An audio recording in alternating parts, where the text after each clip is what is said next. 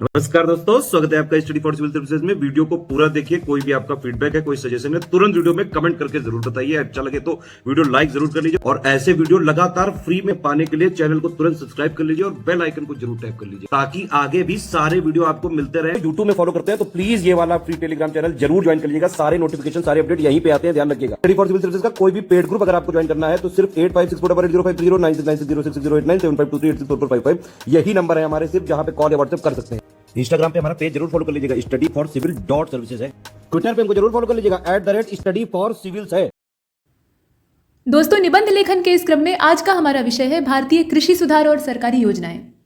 भारत में कृषि सुधार किस पैमाने पर किए गए हैं और ये प्रयास बहुत लंबे समय से होता रहा है, मतलब पीछे से हम इस चीज़ को करते आ रहे हैं, लेकिन अभी इसकी क्या स्थिति है और ये कितनी सार्थक है, मतलब कितनी कारगर सिद्ध हुई है, इस पर भी हम चर्चा करेंगे।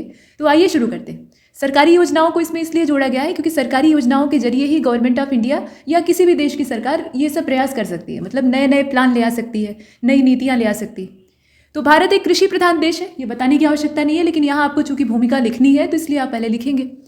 और भारतीय अर्थव्यवस्था में कृषि की महत्वपूर्ण भूमिका है। कृषि को उन्नत किस्म का ढांचा देने हेतु अतीत से ही भारत सरकार कार्यरत रही है। भारत सरकार ही नहीं, उससे पहले जब ब्रिटिश सरकार थी तो उसने भी कोशिश की है, हालांकि उसमें स्वार्थ ज़्यादा था और जो परहित की भावना या लोकहित की भावना थी वो कम थी, लेकिन फिर भी कोशिश हुई। और देखिए, कृषि के क्षेत्र में भारत सरकार के द्वारा कुछ सरकारी योजनाएं प्रस्तुत की गई जिनका व्यापक उपयोग और उपयुक्त प्रभाव कृषि क्षेत्र पर पड़ा है। कृषि क्षेत्र में किए गए कुछ महत्वपूर्ण सुधार, तो इसमें आप इस तरीके से लिख सकते हैं। राष्ट्रीय किसान नीति जो 2007 की है उसका उल्लेख कर सकते हैं। सरकार ने 2004 में किसानों पर राष्ट्रीय आयोग का गठन, ये कृषि पर राष्ट्रीय आयोग का गठन, ये MS स्वामीनाथन की अध्यक्षता में किया था।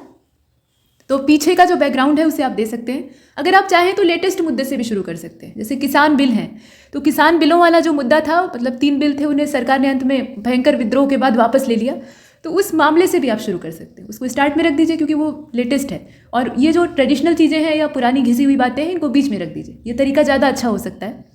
फिलहाल देखिए, जिसका उद्देश्य देश के विविध कृषि उत्पाद क्षेत्रों में अलग कृषि व्यवस्था में उत्पादन लाभ और दीर्घकालिकता को बढ़ावा देना था। 2006 में अंतिम प्रतिवेदन के पश्चात 2007 में ये नीति लागू हुई।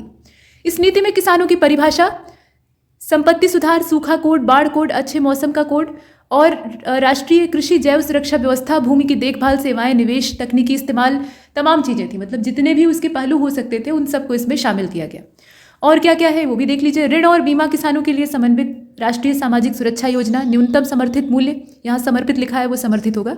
इसके बाद आप देखें, एकीकृत राष्ट्रीय बाजार, खाद्य सुरक्षा, इस सबको व्यापक बनाना, मतलब इन सुविधाओं को व्यापक बनाना, ये सब पहलू जो थे इन पर जोर दिया गया। मतलब एक समग्र प्रयास किया गया कि सुधार हो। अब नीति के क्रियान्वयन के लिए कृषि और सहकारिता विभाग की ओर से एक समिति का गठन किया गया और इसका क्रियान्वयन भी किया गया। राष्ट्रीय मृदा स्वास्थ्य और उर्वरता, यहाँ आप देखें ये वाला जो पॉइंट है, राष्ट्रीय मृदा स्वास्थ्य और उर्वरता प्रबंधन परियोजना, इस क्षेत्र में किया गया एक और सकारात्मक प्रयास है। मतलब मिट्टी की सेहत जब तक अच्छी नहीं रहेगी तब तक फसल कैसे अच्छी होगी, ये सोचने की बात है। तो मृदा के स्वास्थ्य की भी जांच करना और उसे मेंटेन रखना, ये भी एक चुनौती है और ये कृषि नीति का ही हिस्सा है। अब यहाँ आप देखें कि इसके अंतर्गत हरित खाद के प्रयोग से मृदा स्वास्थ्य में सुधार करने का जोर दिया गया, क्योंकि केमिकल जो फर्टिलाइजर्स होते हैं वो मिट्टी को फायदा कम और नुकसान ज़्यादा देते हैं। मिट्टी से पोषक तत्व निचोड़ लेते हैं, फसल तो अच्छी हो जाती है लेकिन मिट्टी खराब हो जाती है।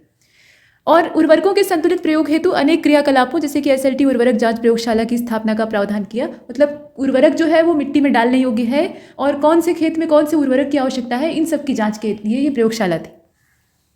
सूक्ष्म सिंचाई राष्ट्रीय मिशन, यहाँ आप देख रहे हैं 2010 का है। जल के बेहतर इस्तेमाल से किसानों की सहायता और फसल उत्पादन वृद्धि तथा कृषि आय बढ़ाने हेतु किया गया एक सरकारी प्रयास। 11वीं पंचवर्षीय योजना में लागू की गई राष्ट्रीय कृषि विकास योजना इस क्षेत्र की सबसे बड़ी सरकारी योजना थी और इसके अंतर्गत गेहूं, धान और जितने भी मोटे अनाज, तिलहन, कृषि यंत्र, इन सब के विकास का लक्ष्य रखा गया था। मतलब इन क्षेत्रों में विकास का लक्ष्य रखा गया था। इसमें राज्यों में समेकित कीट पालन और देख लीजिए पशुपालन, बागवानी, जो कि कृषि के संबद्ध क्षेत्र है, मतलब एक तो एग्रीकल्चर है और दूसरे उसके एलाइड सेक्टर्स हैं, तो उनके बारे में भी यहाँ विचार किया गया। क्योंकि किसान सिर्फ पूरे 24 घंटे खेती ही नहीं करता है, खेती वाला काम करने के बाद जो खाली समय उसके पास बचता है उसमें वो आमदनी बढ़ाने के लिए जो संबद्ध क्षेत्र है उनमें भी काम करता है, मतलब जानवर पाला रहता है या कुछ और ही सही। तो वो चीज़ें यहाँ आप देख रहे हैं। हरित क्रांति संभवतः इस कृषि के क्षेत्र में किया गया सबसे पहला और सबसे बड़ा प्रयास था। मतलब प्रयास तो पहले से ही हो रहे थे लेकिन ये बड़े सफल प्रयास के तौर पर देखा गया। हालांकि हरित क्रांति का पूरा फायदा किसानों को नहीं मिला। जो पूंजीपति थे और बड़े बड़े काश्तकार थे या आप कह लीजिए कि बड़े उद्योगपति थे, उन्होंने लाभ कमाया, भारत सरकार ने खूब उत्पादन करवाया, लेकिन किसान उतने लाभान्वित नहीं हुए। अब यहाँ आप देखिए कि भारत में जो कृषि है वो एक नए आयाम पर खड़ी है। ये ऐसा कहा जा रहा है हरित क्रांति के दिन है, असल में हम लोग तारीफ कर रहे हैं।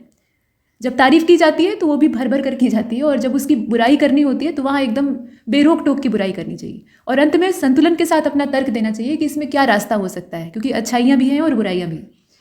अब यहाँ आप देखें कि हरित क्रांति के समय भारत में कृषि की दुर्दशा थी, परंतु MS स्वामीनाथन ने मैक्सिको से आए गेहूं के बीज का शोध करके कृषि को नई दिशा दी। तो हरित क्रांति जो उस समय आई थी उसको गेहूं क्रांति भी कहा जाता है, क्योंकि गेहूं के उत्पादन में उल्लेखनीय वृद्धि दर्ज की गई और इसका कुछ नेगेटिव इफेक्ट भी पड़ा था।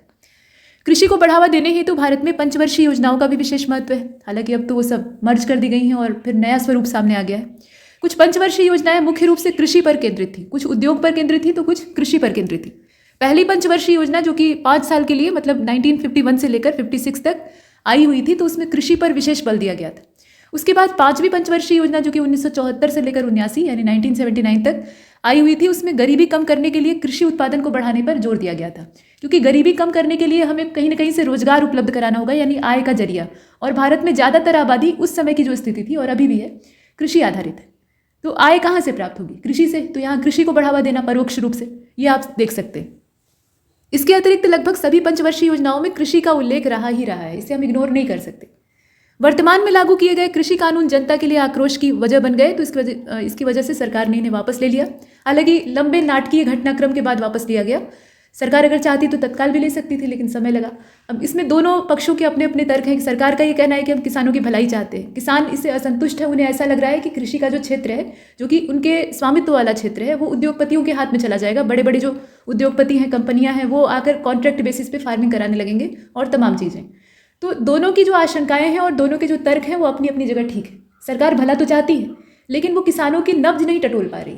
उन्हें असल में किस चीज़ की आवश्यकता है ये नहीं समझ पा रही है, और किसान जो है वो अपनी बात रखने में सक्षम नहीं है, और बात रख भी रहे हैं तो वहाँ विद्रोह की जो चीज़ें हैं वो उभर कर सामने आ रही हैं, तो उसे गलत निगाह से देखा जा रहा है।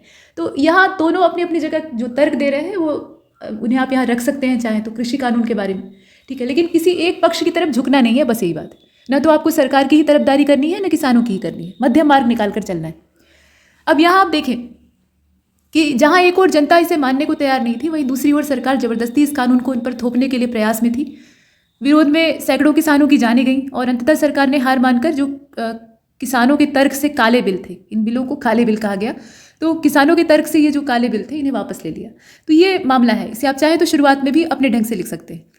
अगर बात की जाए कृषि क्षेत्र में परिवर्तन और किसानों के लाभ की, तो ऐसा प्रतीत होता है कि सरकार द्वारा तैयार किए गए जितने भी कानून हैं वो कागजों पर ज़्यादा प्रभावशाली हैं और धरातल पर उनका अस्तित्व कम दिखाई देता है। मतलब ऐसा नहीं है कि सरकार ने कोशिश नहीं की है, लेकिन वो उतनी सार्थक नहीं हो पाई जितने बड़े पैमाने पर उसका तामझाम बनाया गया। और कानूनों से मतलब जितने भी कानून बने हैं किसानों के संदर्भ में या कृषि के संदर्भ में, उससे किसानों को लाभ तो हुआ है, लेकिन अधिकांशतः उन पर बोझ जैसा ही चीज़ें जो है वो दिखाई देती हैं। आए दिन किसानों द्वारा आत्महत्या की घटनाएं बढ़ रही हैं। युवा जो है वो कृषि छोड़कर पलायन कर रहे हैं और कुछ काम धंधा ढूंढ रहे हैं कि भाई इससे कुछ नहीं होने वाला, ठीक है कि बाप दादा की जमीन है तो उससे जो अनाज उपजेगा उससे हम खा लेंगे, पेट भर लेंगे, लेकिन जो बाकी आवश्यकताएं हैं उसको पूरा करने के लिए वो नौकरी की तलाश में जा रहे हैं। तो ये चीज़ है, शहर की ओर पलायन हो रहा है। यह बात इस तथ्य का सबूत है कि सरकार द्वारा लागू की गई जो सरकारी योजनाएं हैं वो किसानों के लिए पर्याप्त नहीं है। मतलब चल तो रही हैं लेकिन वो पर्याप्त नहीं है और बड़े प्रयास करने की आवश्यकता है। तो ये सब चीज़ें आप लिख सकते हैं। अनुमान है कि भारत सरकार भविष्य में कृषि के संबंध में व्यापक हितकारी योजनाओं को लागू करके किसानों के संदर्भ में कुछ उचित सुधार जरूर करेगी, और भारतीय अर्थव्यवस्था में कृषि के योगदान को देखते हुए यह अत्यंत आवश्यक भी है। अब यहाँ पर आप जोड़ कह सकते हैं, तो किसानों की आय दोगुना करने का जो तत्काल का गवर्नमेंट ऑफ इंडिया का लक्ष्य है उसके बारे में थोड़ा सा इसमें ऐड कर सकते हैं, जो कि यहाँ नहीं दिया है, ठीक है। तो किसानों की आमदनी दुगुना करने का लक्ष्य सरकार ने रखा है, उस दिशा में कौन कौन से प्लान बनाए हैं, क्या क्या योजनाएं चलाई हैं और उसका कितना फायदा अभी तक किसानों को हुआ है, क्योंकि लक्ष्य का जो डेडलाइन था वो तो आ चुका है नज़दीक, ठीक। तो ऐसी स्थिति में कहाँ तक हम पहुँचे हैं, कितना अचीवमेंट मिला है, और कोरोना महामारी के दौरान कृषि किस प्रकार से सबसे उम्दा पेशे के तौर पर उभरा है। महाकवि घाघ की कहावत है ना, उत्तम खेती मध्यम बान, तो उसमें जो खेती है उसको सर्वोच्च पेशे के तौर पर बताया गया है, क्योंकि किसान अपनी मर्जी का मालिक होता है, अपने खेत का खुद स्वामी होता है और वो उपजाता है, खाता है, किसी के आगे हाथ नहीं फैलाता है। बाकी जितने पेशे हैं उसमें आप किसी न किसी के मोहताज रहेंगे। तो इस तरह का जो शानदार पेशा है वो आजकल गर्त में चला जा रहा है। तो इसके पीछे क्या वजह है, इसको आपको टटोलने की आवश्यकता है और उसी की पड़ताल करते हुए अपने निबंध का समापन करिएगा। फिलहाल इसमें इतना ही, और तब तक के लिए नमस्कार।